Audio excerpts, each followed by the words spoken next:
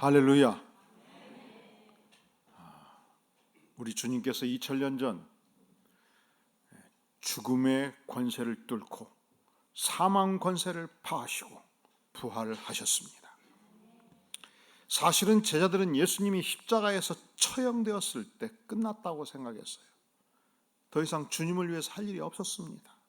왜냐하면 그분은 처형되었고 죽으셨기 때문에 저들은 뿔뿔이 흩어져 가고 있었습니다. 이제는 내가 다시 옛 직업으로 갈릴리 가서 물고기를 잡아야 되겠다 하고 있었습니다. 그때 우리 주님은 사흘 만에 죽음을 뚫고 부활하셔서 물고기를 잡고 있던 제자들을 불러 모아서 조반을 지어서 밥을 먹이셨습니다. 주님은 부활하신 것입니다. 부활의 주님을 직접 목도했습니다. 직접 만났습니다.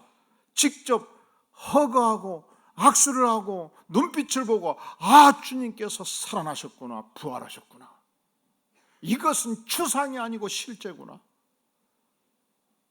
이 소식을 들었던 도마는 도무지 믿을 수가 없었습니다. 어떻게 인간이 한 번 죽었는데 부활할 수 있단 말이냐? 난 믿지 못하겠다. 난 말이지 진짜 예수님 만나면 옆구리에 손을 탁 넣어서 내가 확인하지 않나 난 믿을 수 없다. 그때 주께서 도마에게 나타나셨습니다. 그리고 옆구리를 쑥 올리시고 도마에게 손을 넣으라고 그랬습니다. 과연 창에 찔린 옆구리였습니다. 그때 우리가 쓰는 말 있죠. 이럴 때 뭐라고 그래요? 진짜 맞네. 진짜 부활하셨네. 예수님께서 부활하셔서 제자 12명 만나고 70문도 만나고 500의 형제들을 직접 만나기 시작할 때 저들의 심령에 성령의 불이 일어났습니다. 주님은 죽음을 뚫고 부활하셨습니다. 주님은 전능하신 하나님의 아들이십니다. 증거하기 시작했습니다. 목숨 걸고 전 세계를 향해서 증거하기 시작했습니다. 터키 최대 도시 이스탄불에 성 소피아 사원이 있습니다. 얼마 전 이곳에서 한 비밀 문서가 발견이 되었습니다. 제목이 이렇습니다. 예수의 체포와 신문 및 처형에 관하여 가이사 황제에게 보내는 빌라도 총독의 보고서. 가깝게 문안드립니다. 제가 다스리는 지역에서 최근 수년 동안 일어난 사건은 나라의 운명까지도 변하게 할지 모르는 일이기에 가깝게 소상히 알려드리고자 합니다. 원하지는 않았지만 폭동이 걱정되어 희생양으로 예수라는 청년을 십자가에 처형했습니다. 그리고 다 끝난 줄 알았는데 더 큰 혼란에 빠지게 되었습니다. 그 이유는 그가 부활했기 때문입니다. 무덤은 텅 비었고 제자들은 예수의 부활을 전파하고 있습니다. 예수의 생애는 마치 진흙이 토기장이 손에 있듯 모든 것이 그의 손에 있음을 증명하고 있습니다. 따라서 저는 그의 주장이 사실일 수밖에 없다고 감히 말씀드립니다. 본디오 빌라도. 예수님의 부활은 단지 기독교가 생명의 종교라는 것을 보여주기 위해서 마치 포장지로 포장하듯이 이론으로 포장한 것이 아니에요. 예수님이 죽음을 뚫고 부활한 것은 역사적 진실입니다. 500의 형제가 직접 예수님을 만났습니다. 일반적으로 법정에서 살인자에 대한 목격자가 현장을 보았다고 세 사람이 증언하면 강력한 증거 능력이 있어요. 이 세 사람의 증언이 좀 달라도 강력한 증거 능력이 있어요. 예컨대 비가 올 때 어석어석했는데 기둥 뒤에 검정 옷을 입었다, 그렇게 증언하고, 위에서 아래로 내리쳤다고 증언하고, 두 번째 사람은 청색 옷인 것 같다, 칼이 번쩍였고 옆구리를 찌른 것으로 보인다.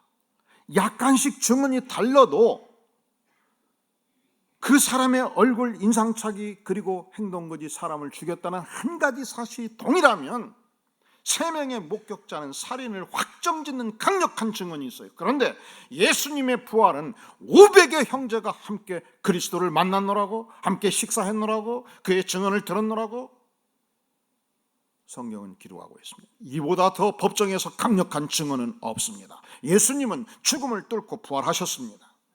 그리고 그 부활의 주님을 바울 사도가 직접 만났습니다.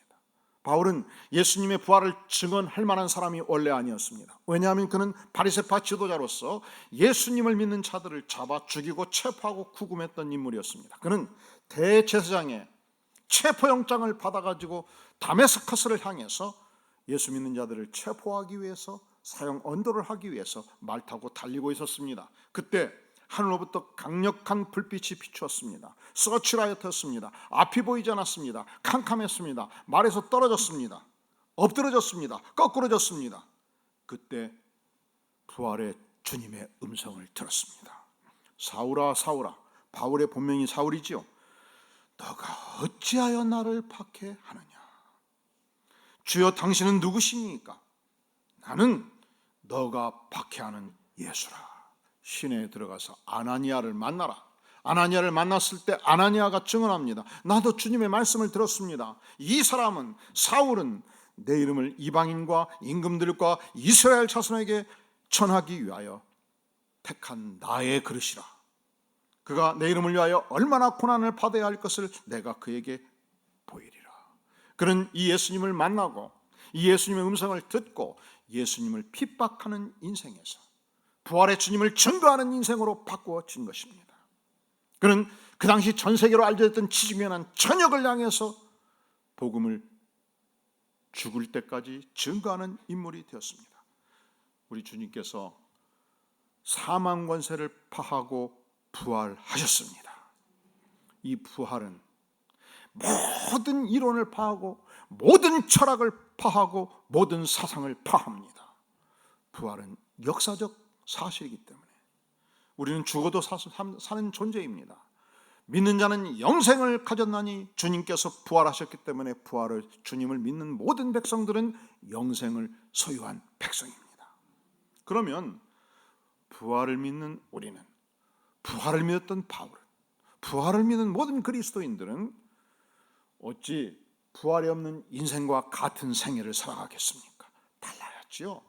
그렇다면 부활을 믿은 바울은 그 인생이 무엇이 달랐는가? 그리고 부활을 믿는 우리는 삶 속에서 일반 백성들과 무엇이 다르겠습니까? 자, 바울 사도는 오늘 말씀의 10절에서 고백합니다. 우리가 항상 예수의 죽음을 몸에 짊어짐은 예수의 생명이 또한 우리 몸에 나타나게 하려 함이라.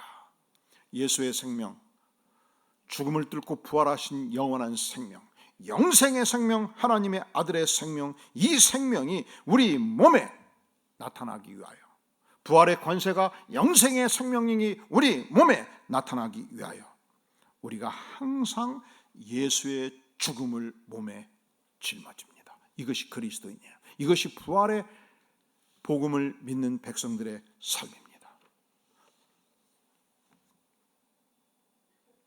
항상 예수의 죽음을 우리 몸에 짊어진다는 것은 무엇을 말하는가?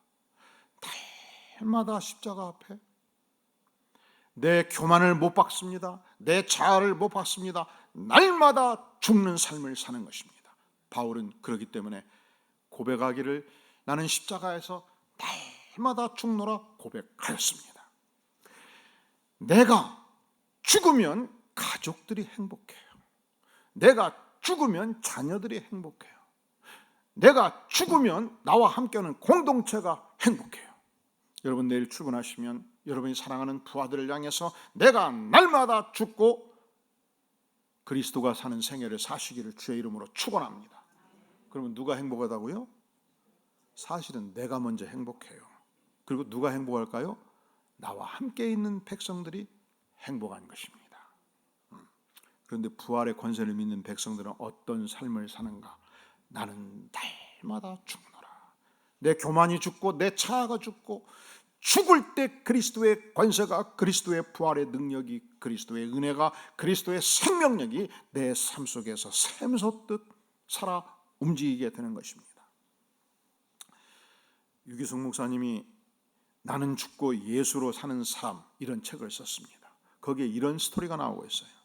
그분이 독일에 집회를 갔는데 어떤 사람을 만났습니다. 태권도를 가르치는 아주 신실한 사람으로 말씀의 은혜를 받았다고 좋아하며 식사 대접을 했습니다.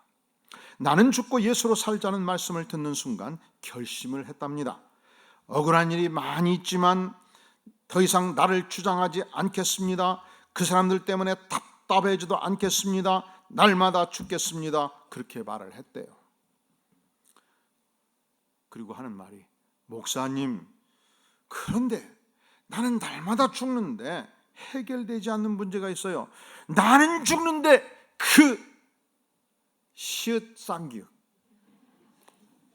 그 쉐끼들은 절대로 안 죽어요. 그러면서 성질을 내더라는 거예요.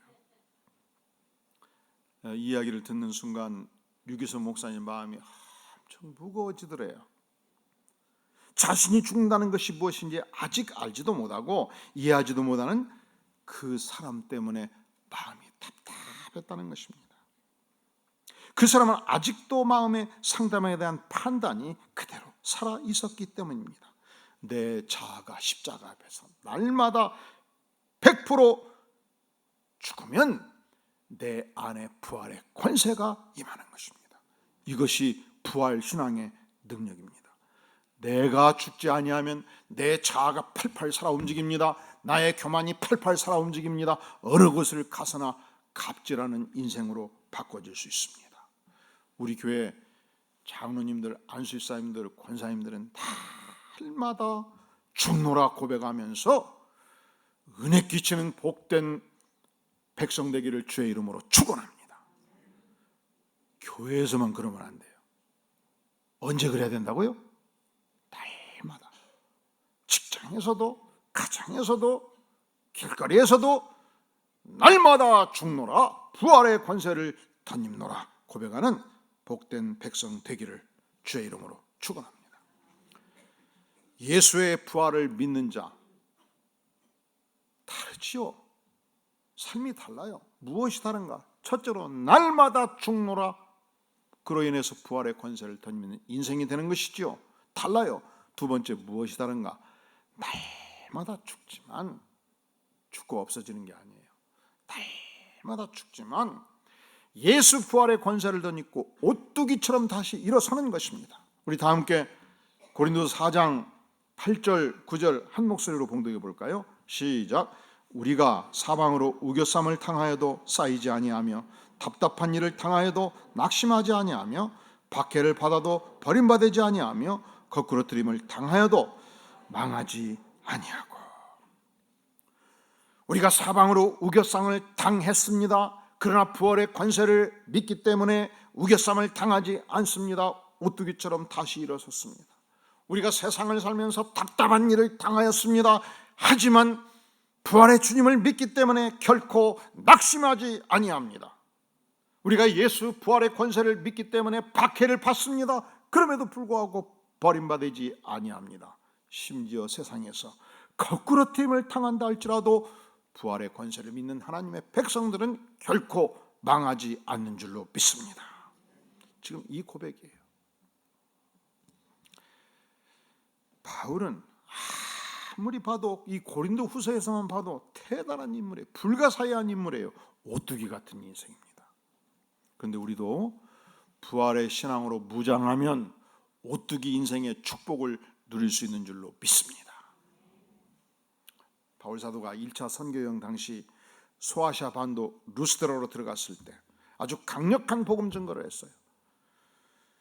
심지어 나면서부터 걸을 수 없는 한 젊은이를 향해서 예수 그리스도의 이름으로 명했습니다. 내 발로 바로 일어서라! 펄떡 일어선 거예요. 한 번도 그런 적이 없었는데 사람들이 주목하면서 깜짝 놀랐습니다. 박수 갈채를 보냈습니다.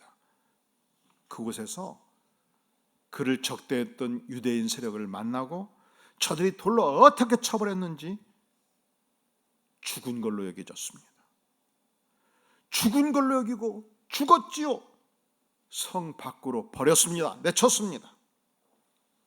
그런데 죽지 않았습니다. 그가 새벽녘에 눈을 떴습니다. 그가 다시 꿈틀꿈틀 일어섰습니다. 그리고 나를 죽게 온몸을 병들게 만들었던, 눈도 아프고 허리도 아프고 걸을 수도 없고 어적어적 걸어대면서 그가 향했던 방향은 자기를 죽이려고 했던 그곳이었습니다. 이쯤 되면 보통 사람들은 부활의 권세를 모르면 나를 오른쪽 턱을 쳤던 그 친구, 왼쪽에 턱에 돌을 던졌던 그 친구 내가 이름 확인해 가지고 반드시 복수하리라, 그렇게 들어가는 거예요, 보통은. 그런데 그는 그러지 않았어요. 자기를 죽이려 했던 그들을 향하여, 루스드라 성민들을 향해서 이 십자가의 복음, 부활의 복음을 증거하기 위해서 어그적 다시 그 성으로 들어갔습니다. 대단한 인물 아니에요? 보통 사람이 아니잖아요. 부활의 권세를 믿는 백성은 오뚜기 인생이에요. 결코 포기하지 않는 인생입니다. 결코 물러서지 않는 인생입니다. 결코 쓰러지지 않는 인생입니다. 사랑하는 성도 여러분, 우리가 진실로 예수를 믿으면, 그래서 성경 말씀대로 살고자 결심을 하면, 여러분 직장에서 때로 왕따 될 수도 있어요. 직장에서 같이 공금을 이렇게 쓰기로 했는데 한 사람만 딱 정직하게 살면 문제가 생길 수 있어요. 우리가 열심히 복음을 전하면 복음을 싫어하는 사람들이 우리를 핍박할 수 있어요. 그러니까 예수를 믿으면 환난과 고생이 있을 수 있습니다. 그리고 예수를 믿지 않아도 지상의 생애는 고통의 바다예요. 환난과 근심이 그치질 않습니다. 이게 인생이에요. 그런데 똑같이 고난이 있고 환난이 있는데 예수 믿는 자와 안 믿는 자가 무엇이 다른가? 다르지요. 부활을 믿는 신앙인은 어떤 상황에서도 오뚜기처럼 다시 일어설 수 있다는 것입니다. 보통은 한 분야에서 성공의 절정에 이르면 성공 신드롬에 빠져요. 성공의 절정에 이르면 그 다음에 목표가 사라지는 것입니다. 왜? 목표가 사라지죠? 절정 와버렸잖아요. 그 다음은 딱 하나밖에 없어요. 그게 뭡니까? 추락하는 것밖에 없어요. 그래서 여러분, 웬만하면 하나님이 부르실 때까지 자기 분야에서 성공하지 마세요. 그렇게 성공하는 것이 반드시 축복이 아니에요. 성공 너무 노래 부르지 마세요. 이 대우건설 사장이었던 남상국 씨는 이 건설업계에서는 전설이에요. 이름이 전설, 남전설.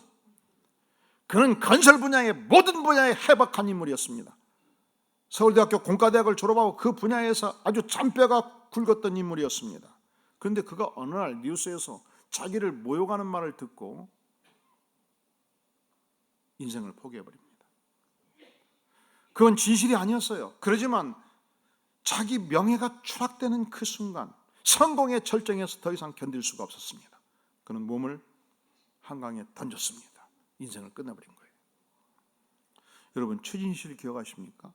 그가 대한민국 최고의 배우였습니다. 탑스타였습니다. 최고의 인기 절정이 있을 때 그렇게 강하고 똑똑한 여인, 부와 명예와 사랑을 한 몸에 주었던 그 여인, 그가 남편과 이혼한 후 두 아이를 끌어안고 끝없이 펑펑 며칠을 울었습니다. 그리고 모든 희망의 끈을 놓아버린 것입니다. 자살로 끝내버렸죠. 그의 동생 최진영, 그가 1991년도 청룡 영화상에서 남자 신인상을 수상합니다. 그는 배우로서 이미 승승장구하고 있었습니다. 보통은 연예계에서 한 분야에서 탑하면 그걸로 끝나는 거예요. 근데 노래도 잘 불렀어요. 가수로서도 승승장구하고 있었습니다. 또한 모델로서도 워낙 잘생겨가지고 세계 분야에서 승승장구할 때 누나가 세상을 뜬 뒤 그는 시름시름 마음의 고통의 병을 앓다가 인생을 마감해버린 것입니다. 인생의 성공의 절정에 이르면 고통이 있어요. 내가 언제까지 이 성공을 유지할 수 있을까? 내가 다시 인기를 잃고 내가 부를 잃고 명예를 상실한다면 내 인생은 어찌 되나? 그리고 언젠가 그날은 올 것입니다. 그런데 부활의 권세를 믿는 그리스도인들은, 내가 진실로 예수를 믿는 하나님의 백성이라면, 그렇지요, 인기가 떨어져도 좋습니다. 명예가 떨어져도 좋습니다. 부가 사라져도 좋습니다. 예수님께서 영광 받으시면 그것으로 족합니다. 주님께서 부활하신 것이 내 인생의 희망입니다. 이것이 세례 요한의 고백이었습니다. 그는 예수님의 오는 길을 준비하는 자였습니다. 수천 수만의 사람들이 세례 요한 앞에 와서 머리를 숙였고 회개를 했고 죄사함의 세례를 받았습니다. 나는 아무것도 아니다. 나는 예수님의 길을 예배하는 전령사에 불과하다. 예수님이 오셨을 때 드디어 메시아 예수님이 왔노라. 자기를 따랐던 모든 백성들을 예수님께 맡겼습니다. 그의 인기는 사라졌습니다. 그는 나락에 떨어졌습니다. 그가 고백합니다. 그는 예수 그리스도는 흥하여 하겠고 나는 망하여 하리라. 절망하지 않았어요. 그것이 그 인생의 비전이었고, 그것이 그 인생의 목표였고, 그것이 그 인생의 축복인 것을 알았기 때문에. 여러분, 그러니까 너무 성공하지 마세요.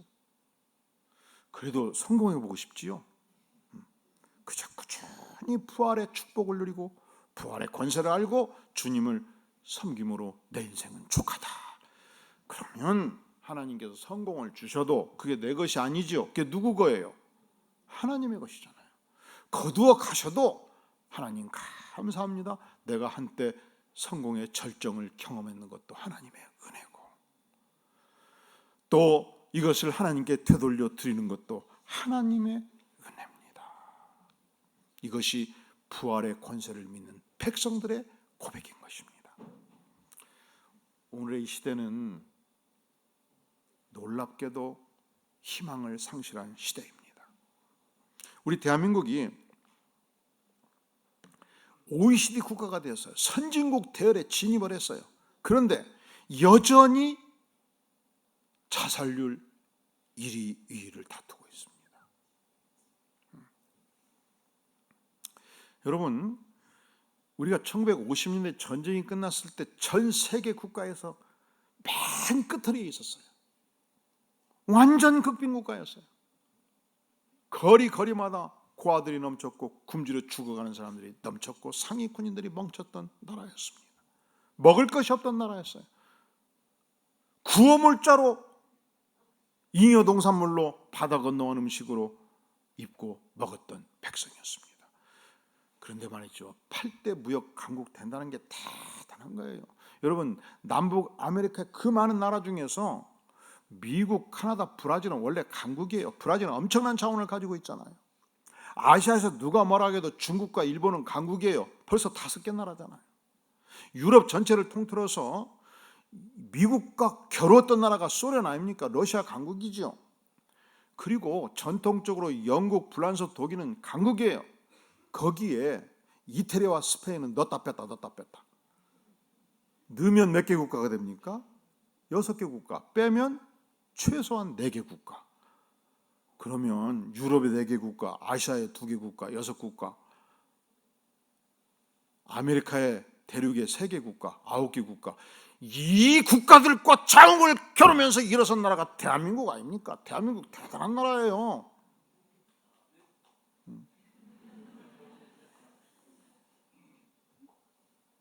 영국의 기자가 10년을 한국에 머무르면서 진짜 대한민국 대단한 나라다 하면서, 왜 대단한 나라가 한 30가지를 썼는데 제가 한 가지를 기억해요.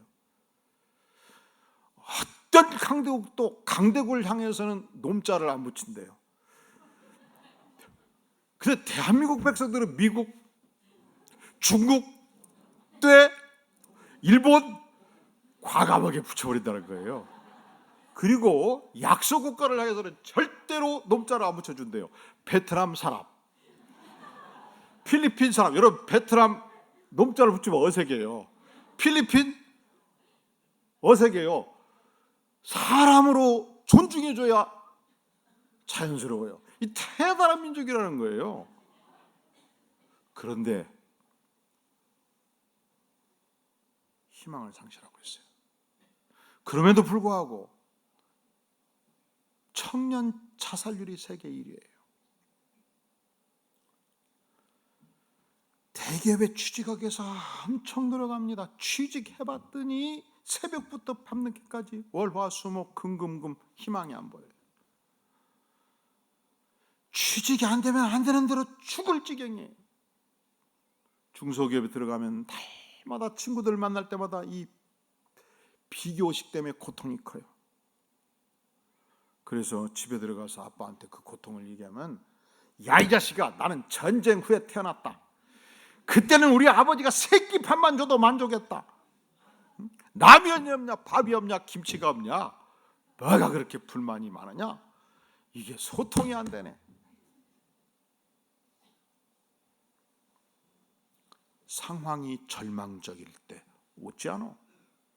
여러분, 언제든지 부활의 주님이 해답이십니다. 부활의 주님이 문제 해결자이십니다.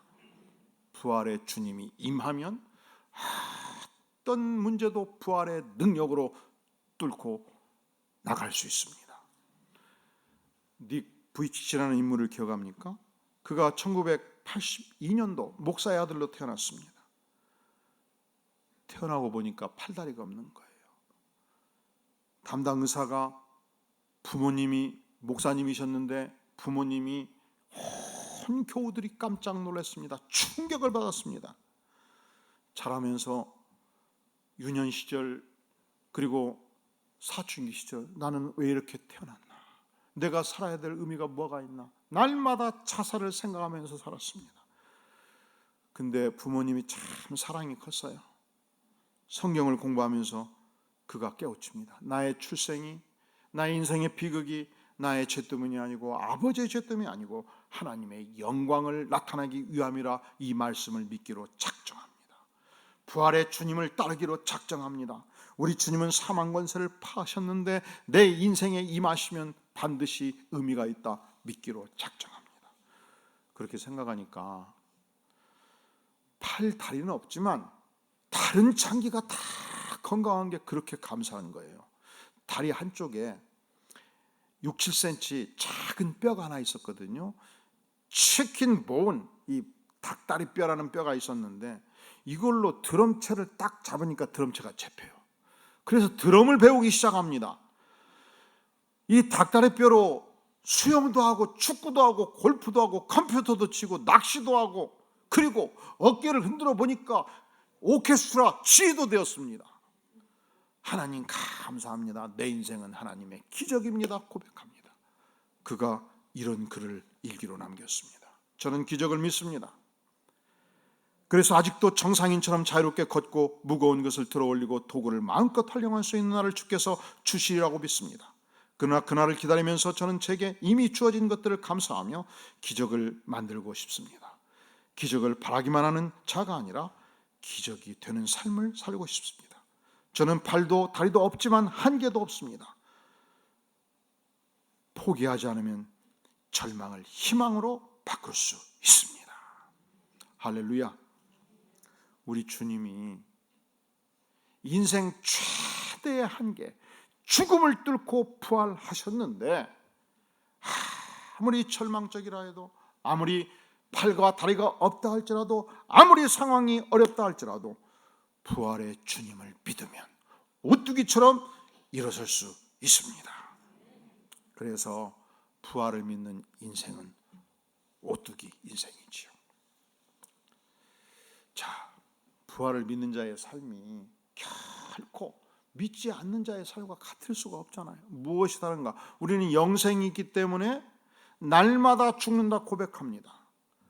날마다 죽지만 죽고 끝나는 게 아니에요. 오뚜기처럼 다시 일어서지요. 우리는 부활을 믿는 인생이기 때문에 주께서 우리를 보실 때 보배로운 인생이라고 말씀하십니다. 오늘 말씀 7절에 보면 우리가 이 보배를 질그릇에 가졌으니 이는 심히 큰 능력을 하나님께 있고 우리에게 있지 아니함을 알게 하려 함이라 말씀하고 있습니다. 우리는 질길 것 같아요. 우리는 연약합니다. 우리는 두드리면 깨질 수 있어요. 우리는 마치 텐트 장막과 같습니다. 우리가 사는 삶의 이 육신은, 우리의 겉모습은 세월이 가면 갈수록 후패할 수밖에 없고 낡아질 수밖에 없습니다. 그래서 16절은 말씀하기를 그러므로 우리가 낙심하지 않으니 우리의 겉사람은 어떻다고요? 낡아지지요. 옛 성경에 후패한다고 그랬어요. 세월이 가면 갈수록 눈이 어두워지고 허리가 굽고 관절염이 생기고 연약한 인생입니다. 그럼에도 불구하고 우리의 속사람은 날로 새로워진다 고백하지 않습니까?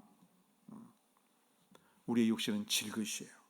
그런데 하나님께서 이 질그릇 안에 영원한 생명의 부활을 믿는 신앙의 위대한 축복을, 복음을 믿는 믿음의 위대한 유산을 우리 심령 안에, 우리 육체 안에 장착시켜 주셨습니다.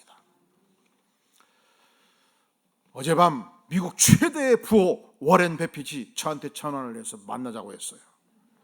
그래서 만났다고 말하고 싶어요. 만났더니 목사님, 제가 쉽다고 했으니까 가정법입니다. 목회하느라고 고생 많으시죠? 마침 제가 100억을 준비했습니다. 그 장애자 사업을 위해서 원 없이 사용하시기를 바랍니다 하고 봉투에 줬어요. 수표를.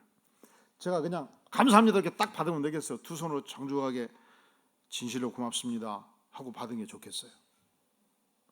네? 여러분 같으면 어떻게 하시겠어요? 세 번째, 1번 한 손으로 받는다. 2번 정중하게 받는다. 세 번째, 난 못 믿어요. 수표 확인해 보겠어요. 그래야 되겠어요. 여러분은 몇 번입니까? 1번, 2번. 속을 때 속을 만큼 정중하게 받아놓고 봐야지. 그래서 정중하게 받았어요. 받았더니 진짜 100억짜리 수표네. 그러면 끝나고 또 오셔요. 어떤 분이 목사님 그 수표 좀 보십시다. 제가 가정법이라고 했잖아요. 왜 우리가 이 수표를 받을 때 정중하게 받죠? 이 봉투를 받을 때 이 봉투 자체는 20원밖에 안 해요. 그렇습니다. 내 인생은 후패한 인생이에요. 내 육신은 언젠가는 무너져요. 그런데 하나님께서 내 인생을 소중하게 하는 것은 바로 부활의 신앙으로 내 인생을 무장시켜 주셨기 때문에, 보배로운 믿음, 부활의 믿음, 생명의 복음을 내 안에 주셨기 때문에 우리 주님께서 사망 권세를 파하시고 죽음을 뚫고 부활하셨습니다. 믿습니까? 믿는 백성은 다르지요. 무엇이 다릅니까? 영생이 있기 때문에 날마다 죽노라 고백합니다. 부활이 있기 때문에 날마다 부활하신 주님을 바라보며 오뚜기처럼 다시 일어섭니다. 부활의 복음을 소유했기에 주께서 우리를 보배로운 인생이라 바라보십니다. 여러분의 심령에 이 부활을 믿는 믿음이 충만하게 임하기를 주의 이름으로 축원합니다. 기도하시겠습니다. 영광의 주님, 그렇습니다. 후패한 인생, 세월이 가면 갈수록 낡아지는 인생이지만 우리 안에 영광의 복음, 부활의 복음, 생명의 복음을 주시니 진실로 감사합니다. 십자가 앞에 날마다 죽겠습니다. 부활의 복음을 믿고 날마다 오뚜기처럼 일어서겠습니다. 주님, 보배로운 부활의 복음 주셨사오니 이 복음에 충성하는 생에 살기를 구합니다. 감사를 드리옵고 예수님의 이름으로 간절히 기도하옵나이다. 아멘.